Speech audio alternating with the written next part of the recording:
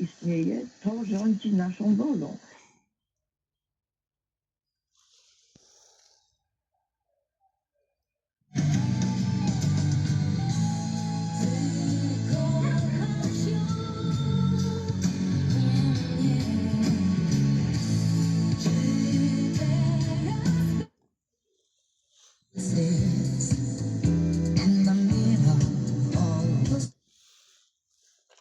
Bo ludzie już i tak bardzo długo oczekiwali na zakończenie remontu Placu Wolności.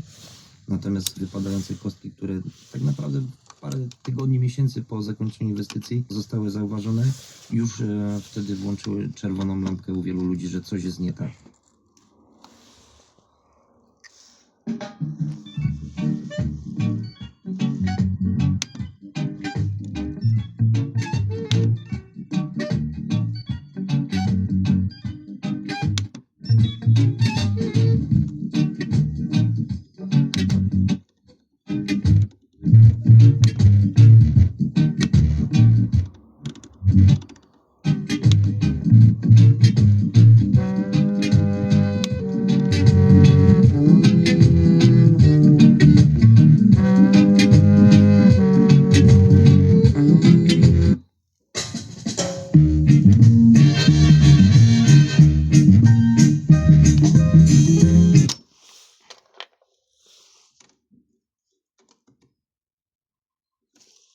Tuż po jakichś zamknięciach dużych remontów typu Wojska Polskiego czy inne ulice